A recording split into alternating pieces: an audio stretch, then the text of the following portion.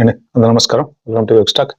DHS shut down మళ్ళీ అంతకుముందు already ఒక షట్ డౌన్ అయింది. ఇక దాంట్లోంచి మళ్ళీ కోలుకొని అంతా పర్ఫెక్ట్గా నడుస్తుంది అనుకునే టైంలో మళ్ళీ ఇప్పుడు పార్షియల్లీ డిహెచ్ఎస్ షట్ డౌన్ అయితే అయింది. లా మేకర్స్ అంతా ప్రజెంట్ 10 days అంటే వాషింగ్టన్ నుంచి ప్రస్తుతానికి 10 days బ్రేక్ తీసుకున్నారనమాట. మరి ఇది ఎన్ని రోజులు నడుస్తుంది అనేది అయితే తెలియదు. కానీ అయితే ఏంటంటే టెన్షన్ పడాల్సింది, ప్యానిక్ అవ్వాల్సింది ఏం లేదు. కానీ అంత ఫుల్ షట్ డౌన్ అయితే కాదు.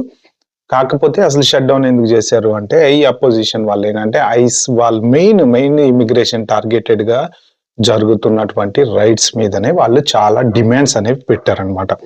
ఫస్ట్ థింగ్ ఏంటంటే వాళ్ళు మాస్క్ వేసుకోకూడదు మెయిన్. ఎందుకంటే వాళ్ళు మాస్క్ వేసుకొని వెళ్ళి ఇమిగ్రేషన్ చెక్స్ చేసేసి తీసుకెళ్లి డిపోర్ట్ చేయటం ఇలాంటివి చేస్తున్నారు. కాబట్టి మాస్క్ వేసుకోకూడదు, బాడీ క్యామ్స్ ఉండాలి, ఐడి కార్డ్స్ చూపించాలి. తర్వాత ఏదైనా ఇప్పుడు హౌస్ సెర్చ్ చేయాలంటే జనరల్గా ఏంటంటే జ్యుడిషియల్ వారెంట్ తీసుకొని వెళ్ళి ఇల్లు సెర్చ్ చేయడం అనేది జనరల్ రూల్ అనమాట.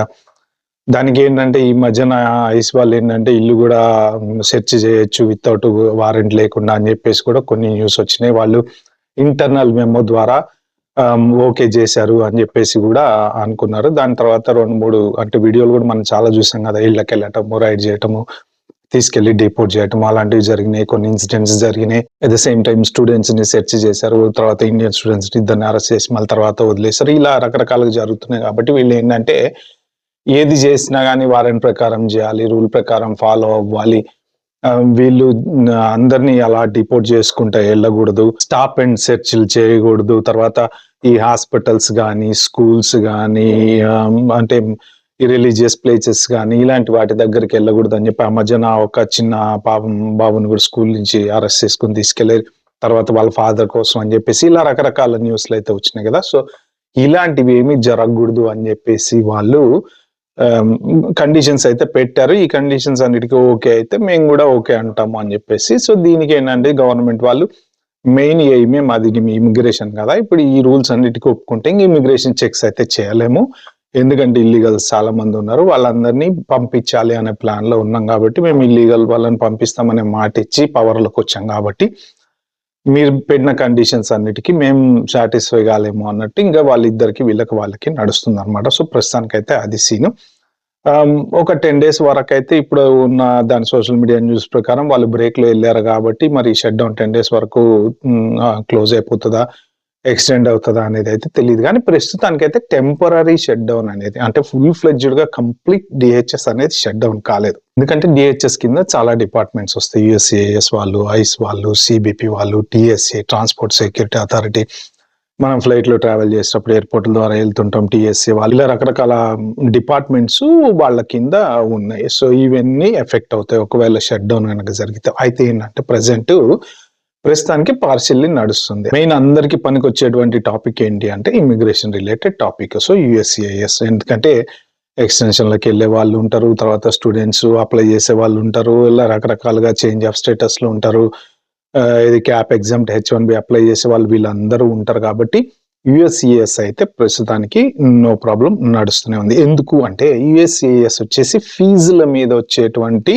అమౌంట్, జనరల్ గా ఫీజు కలెక్ట్ చేస్తారు కదా, ఏదైనా ఒక వీసా ఇవ్వాలంటే H1B ఇవ్వాలి, లేకపోతే ఇంకోటి ఏదో ఒక చేంజ్ ఆఫ్ స్టేటస్ ఇవ్వాలి, B1 B2 ఇవ్వాలి యుఎస్ లో, ఇలాంటి వాటన్నిటికీ కలెక్ట్ చేసేటువంటి ఫీజు మీద నడిచేటువంటి డిపార్ట్మెంట్ యుఎస్సిఐఎస్. కాబట్టి వాళ్ళకి ప్రాబ్లం లేదు.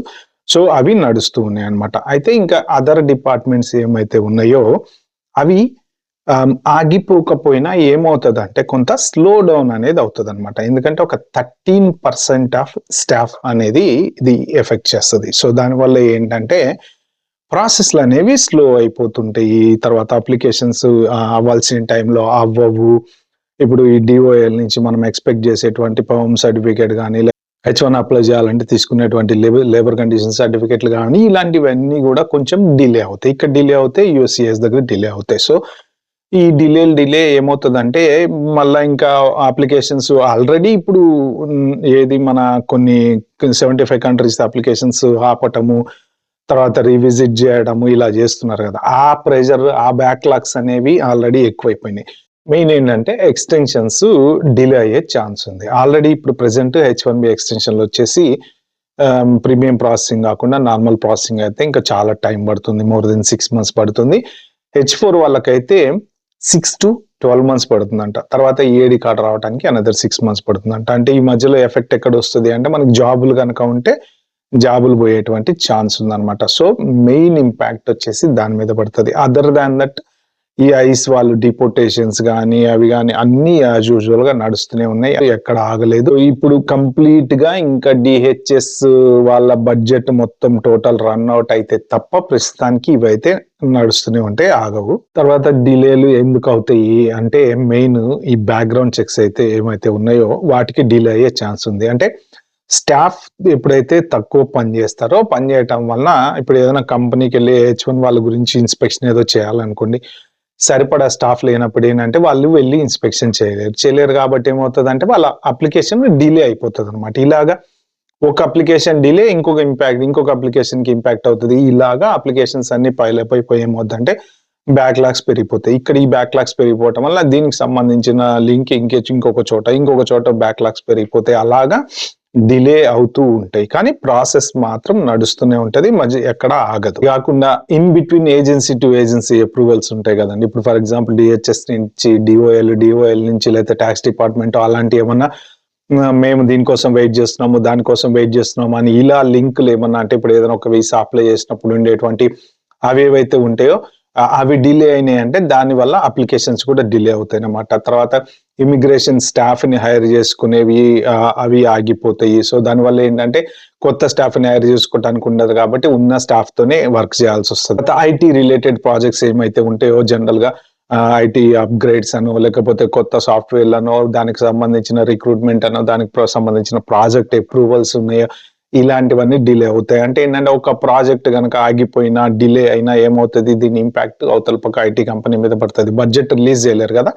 రిలీజ్ చేయనప్పుడు ఆ ప్రాజెక్ట్ హోల్డ్ లో పడుతుంది. దాని మీద పనిచేసేటువంటి ఎంప్లాయీస్ ఎవరెవరు ఉంటారో వాళ్ళకి ఎఫెక్ట్ అవుతుంది అనమాట. అంటే ఇది ఒక చైన్ ప్రాసెస్ లో స్లోగా కొంత ఇంపాక్ట్ క్రియేట్ చేస్తుంది, కానీ ఇప్పటికిప్పుడైతే ప్రెసెంట్ అంతా వచ్చేటువంటి ఇబ్బంది అయితే ఏం లేదు. కానీ అప్లికేషన్స్ డిలే ఒక్కటే మెయిన్ ప్రాబ్లమ్. ఇప్పుడు ఇండియా వెళ్ళి వాళ్ళు వీసాల కోసం వాటి కోసం స్టక్ అయిపోయారు, అపాయింట్మెంట్ల కోసం ఎదురు చూస్తూ కూర్చున్నారు కదా, అలాగే ఇక్కడ కూడా ఏంటంటే నెక్స్ట్ మా వీసా ఎప్పుడు వస్తుంది అని చెప్పి మనం ఎదురు చూస్తూ కూర్చోవడం తప్ప పెద్ద చేయగలిగేది ఏం లేదు. కానీ మరి ఇప్పుడు ఈ షట్ డౌన్ తొందరలో ఒక కొలిక్ వస్తుందా అంటే మరి వాళ్ళకి పెట్టినటువంటి కండిషన్స్ వీళ్ళు యాక్సెప్ట్ చేస్తారా చెయ్యరా? ఇప్పుడు గవర్నమెంట్ కనుక యాక్సెప్ట్ చేసింది అంటే ఇమిగ్రేషన్ మీద ఫోర్స్ అనేది కొంత తగ్గిపోతుంది. అప్పుడు వాళ్ళు ఇల్లీగల్ ఇమిగ్రెంట్స్ ని పట్టుకోవటము పంపించటము లాంటివి చేయలేరు. చాలా మంది అన్డాక్యుమెంటెడ్ ఇమిగ్రెంట్స్, తర్వాత వీసా అయిపోయిన ఉన్న వాళ్ళు, ఓవర్ స్టేయింగ్ ఉన్న వాళ్ళు ఇంకా చాలా మంది ఉన్నారనే చెప్తుంది కదా గవర్నమెంట్ కూడా. ఇప్పుడు చెప్పడం కూడా అదే చెప్తుంది. సో వీళ్ళందరినీ పంపించడమే మా ఎయిము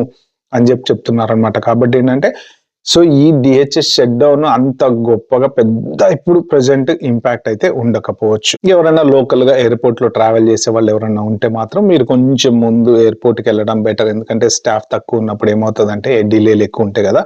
సో కాబట్టి మళ్ళీ క్యూలో వెయిట్ చేయడము, మీకు టైం టేకెన్ ప్రాసెసింగ్ ఉంటది కాబట్టి ఎర్లీగా వెళ్ళి ఎర్లీగా చెక్ ఇన్ చేసుకొని ఫ్లైట్లు ఎక్కడం బెటర్ అనమాట. సో ఓవరాల్ ఇంపాక్ట్ వచ్చేసి CBP నడుస్తూనే ఉంటది, తర్వాత USCIS నడుస్తూనే ఉంటది, తర్వాత ఐస్ వాళ్ళ యాజ్ యూజువల్ ఆపరేషన్స్ నడుస్తూనే ఉంటాయి. ఇవన్నీ కూడా పాట్ లో డబ్బులు ఉన్నంత వరకు అన్ని ఏవి ఎక్కడ ఆగవు. ఒకవేళ ఫర్దర్ డౌన్ లో కనుక ఇది ఇలాగే కంటిన్యూ అయితా పోతా ఉంటే ఏమవుతుంది అంటే బడ్జెట్ ఎలకేట్ కానంత వరకు ఉన్న బడ్జెట్ లోంచి వర్క్ నడిపించుకుంటా పే చేసుకుంటా వస్తారనమాట. కంప్లీట్ గా ఇంకా పార్ట్లు మొత్తం ఖాళీ అయిపోయింది అంటే అప్పుడు సీరియస్ ట్రబుల్ అనేది స్టార్ట్ అవుతుంది. ఎందుకంటే ఒక్క USCIS ఒక్కటే కాదు, దీని కింద చాలా డిపార్ట్మెంట్ ఉన్నాయి. డిపార్ట్మెంట్ ఆఫ్ హోమ్లాండ్ సెక్యూరిటీ అంటే మెయిన్ సెక్యూరిటీ రిలేటెడ్ కానీ లేకపోతే మన CI ఆపరేషన్స్ కానీ రకరకాల ఉంటుంటాయండి DHS కింద. సో ఆపరేషన్స్ అన్ని ఎఫెక్ట్ అవుతుంది కాబట్టి నాకు తెలిసి అంత దూరం అయితే పోదు, ఇది తొందరలోనే సెటిల్ చేస్తారు. బట్ ఇక్కడ ఏంటంటే బడ్జెట్ ఎలకేషన్స్ దగ్గరే మెయిన్ ప్రాబ్లం అనమాట. ఓకే ఫ్రెండ్స్, ఇది వీడియో చెప్దాం అనుకుంది. వీడియో మీకు నచ్చినట్టు ప్లీజ్ అండి like share subscribe my channel. Thank you.